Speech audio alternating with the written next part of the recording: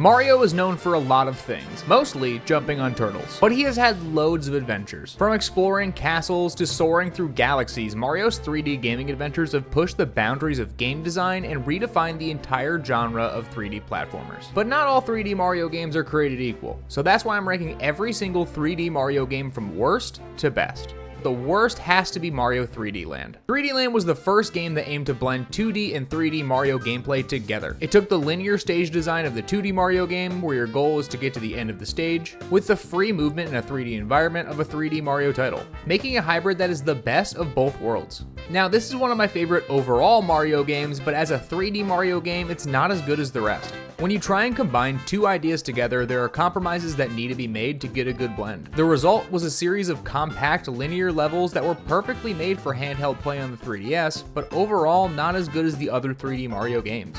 Pretty much anyone who owns a 3DS has played this game, but two things that keep it from being higher is it was on the 3DS and it was a hybrid game. It lacked a lot of features that could have made it stand out even more. That's not to say it's bad by any means, but it feels limited by being on a console that can only do so much. It doesn't have the same power that the Wii U, Switch, and N64 all had that gave all of these other games the ability to do so many grand things. But again, this game isn't bad by any means. 3D Land had so many great mechanics, like the return of the Tanuki suit, which was a blast to use in a 3D environment. And it made great use of the 3DS's 3D capabilities, but the game's small levels and relatively easy difficulty make it feel less ambitious and immersive than other games. Every world had 8 stages, but one was a puzzle and the other was a toad house, meaning that there were only 6 stages in each world that were actually gameplay. So instead of the standard 64 levels, there was only 48. It's still great and each level is fun to explore, but the lack of content is really hard to swallow. The next game suffered from the same issues with Super Mario 3D World. 3D World originally came out for the Wii U, but was later ported to the Switch with the addition of Bowser's Fury in 2021. It took the idea of being a hybrid game from 3D Land and expanded on it in every single way. It had a focus on multiplayer with larger, more intricate levels. And out of every Mario game, this is the best cooperative Mario platformer in my opinion. How dare you not praise Super Mario Bros. Wii? Dude, where are your pants? The idea of multiplayer in a 3D Mario game is something that everyone has always wanted. If you weren't playing 64 and wishing that you could play with friends, I don't understand how. A typical 3D Mario game wouldn't really work with multiplayer. Their focus is more on exploration, where this game has a linear format where you race to the finish, which works so much better for multiplayer. It has a decent selection of characters like Toad, Peach, and even Rosalina being playable. Each character has their own unique abilities, which makes playing with friends even more fun. And if you're playing single player, it gives you loads of replayability value. The main gimmick used in this game was the cat suit, which turned Mario and friends into feline forms and allowed them to climb walls and even pounce on enemies. The catsuit was fine. I wouldn't say it's the best Mario power-up, but it's far from the worst either. They also had a load of new and returning power-ups like the Fire Flower and the Double Cherry, which doubled the amount of your character you had on screen. 3D World feels like a much more flushed out version of 3D Land.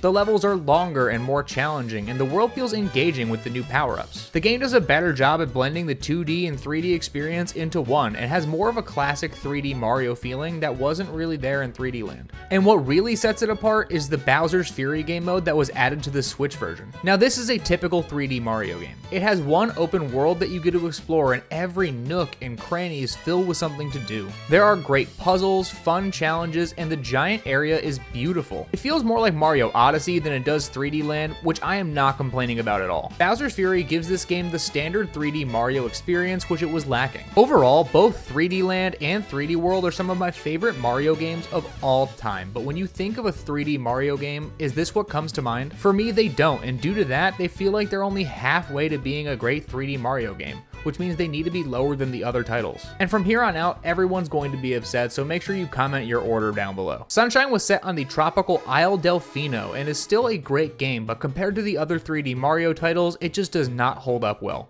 Mario goes on vacation with Peach and Toadsworth and gets framed for polluting the island and gets sentenced to clean up the mess he made. You listen here, you better clean this mess up.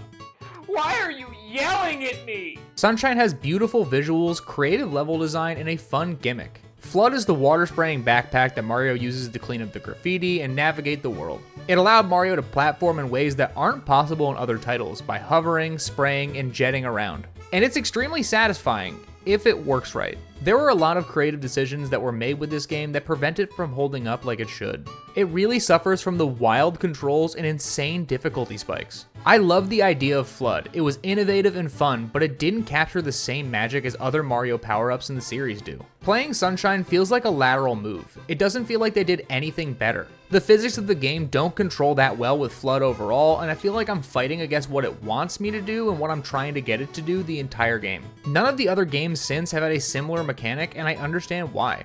The camera is also another huge issue. It has gotten me killed way more times than it should. Whenever you move the camera, it will either over or under correct itself, and it just leads to frustration the entire time. But despite all of its flaws, it's still a 3D Mario game, so it's at bare minimum fun. The world is full of life and color, and each area you explore is engaging the entire time. Isle Delfino is one of, if not the best hub worlds in all of 3D Mario. The boss fights and level design are engaging if you can get past the camera problems. And they even had Yoshi as a rideable character for the first time in a 3D game, which was great, even if he dissolves in water for some reason.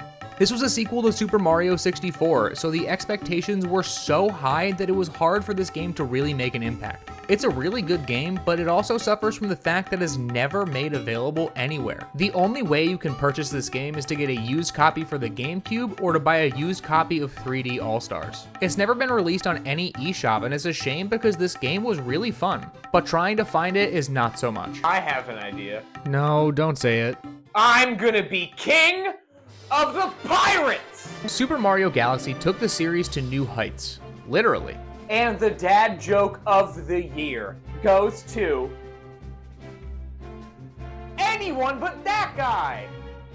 Aw, man. Galaxy introduced us to the idea of spherical planets with gravity-based platforming, allowing for some of the most creative and mind-bending level design in the entire series. But overall, there are games that are even better, even if this is one of the best games ever made.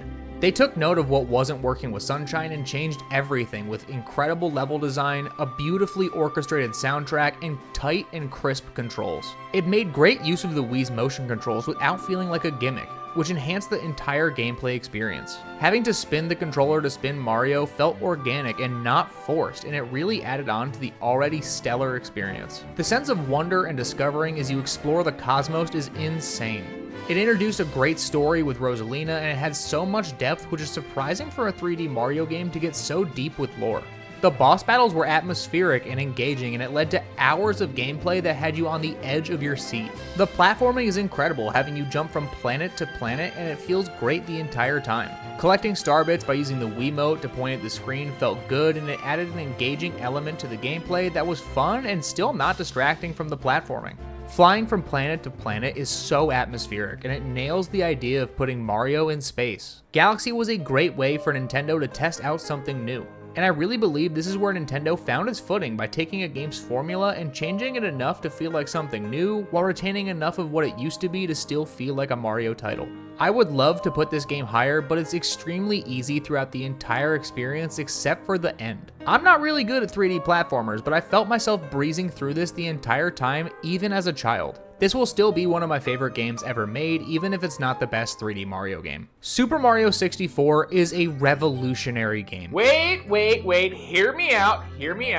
It changed the world of 3D platformers forever and has become the gold standard for years, even to this day. And I love this game with every fiber of my being. It introduced players to the concept of an open world hub with Peach's castle, and it allowed Mario to freely explore 3D environments for the first time. Jumping into paintings to explore the worlds behind them was exciting, and using the stars you collect to unlock even more worlds leads to an incredible gameplay loop that is still fun even to this day. It has one of the simplest stories in the series, but it still works incredibly well all the way through. Fighting Bowser by throwing him into bombs on the side of the stage is thrilling even if it is simple. The game's controls with its groundbreaking use of the analog stick was a revolution at the time. It is still one of the most popular games to speedrun to this day, and it's all thanks to the tight platforming and engaging worlds that this game has. Some of the features in this game haven't aged incredibly well though. The camera does not feel as good as I wish it did, and compared to the next two games in the series, it lacks engaging features. But this game is nowhere close to being bad. In fact, it's a phenomenal game and one of the best ever made. Its influence on gaming cannot be overstated. It laid the foundation for 3D platformers and remains one of the most important video games ever made. but there are 2 other games that I think are a better overall experience. But before we get to the top 2, if you've made it this far in the video, please do me a favor and drop a like and subscribe if you're enjoying. Super Mario Galaxy 2 is a near perfect sequel. This game built upon the foundation of Galaxy and delivered a near perfect platforming experience. With tighter level design, new power-ups, and the addition of Yoshi, Galaxy 2 refined everything that made the original Galaxy great and built upon it to make a truly incredible experience. What sets it apart is its sheer creativity and fun level of challenge.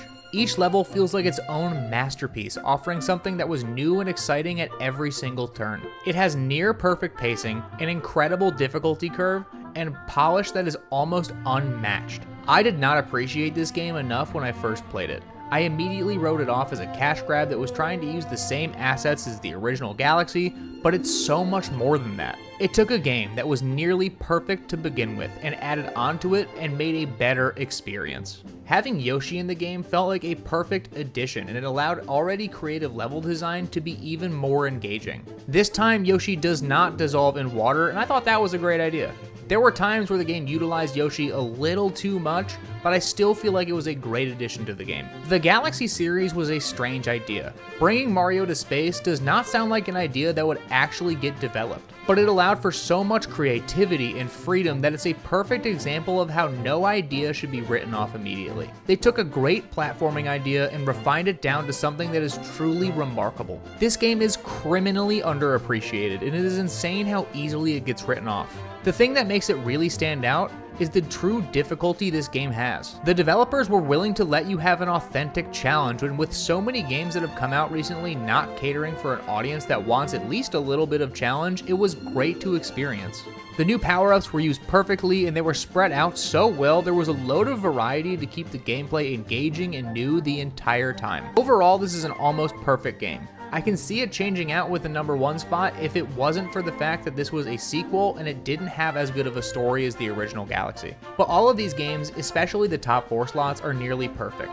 And especially the #1 spot, Super Mario Odyssey. This was the hardest part of the list. The top 3 games are nearly perfect in every single way, but Odyssey marked Mario's return to open world exploration, and it took everything that made the previous Mario games great and added onto it, making one of the most complete experiences in all of gaming. It introduced the new capping mechanics, which allowed Mario to possess objects and enemies, and it created a system where there is no wrong way to play. This is a testament to imagination. It allowed players to use the resources available to play however they wanted. Odyssey offered a huge variety of kingdoms and endless creativity in the level design. Every world was filled to the brim with new experiences and hidden locations that have you on the edge of your seat the entire time. The most minor things in the world could be hiding a huge secret area, and exploring each world only ever felt like a pleasure. A big change from the older titles is that Mario is collecting moons this time instead of stars, and there are 880 of them. This gives even the most seasoned completionists something to do for hours. Some are hidden in corners of the map that are hard to find, or stuck behind a gauntlet of bosses on the dark side of the moon, and others are sitting on a stump. The sheer amount of moons is unreal, and it gives you loads of reasons to explore every inch of the world. And the variety in the world design is truly incredible. Areas like New Donk City and the Luncheon Kingdom are stunning. And even though this game came out the same year as the Switch, it is still one of the best looking games on the entire console. The game's freedom and variety in the movement make it an instant classic. Mario has never felt this good before, and it's a perfect game for speedrunners and new players alike. Controlling Mario and Cappy together is smooth as butter, and it is a perfect example of how a game can both be accessible for new players and deep for returning fans. There are so many ways to play this game, and I plan on doing a full video on it, but needless to say, it is an experience that appeals to everybody who has ever loved a Mario game. Super Mario Odyssey is one of the best Mario games and best video games ever made, and if you have not played it yet, you are doing yourself a disservice. But all of the 3D Mario games, especially the top 3, have been fan favorites for years, and have loads of deep gameplay and creative level design. The overall level of polish these games have is something that is missed in modern games. These games hold a special place in the heart of countless people all over the world, and all of these games are great. Some are just better than others. But what do you think? What is your list and how does it compare to mine? Drop it in the comments, and as always, thank you for watching. I hope that you and your family have an incredible rest of your day, and if you liked anything that you saw here, please consider subscribing.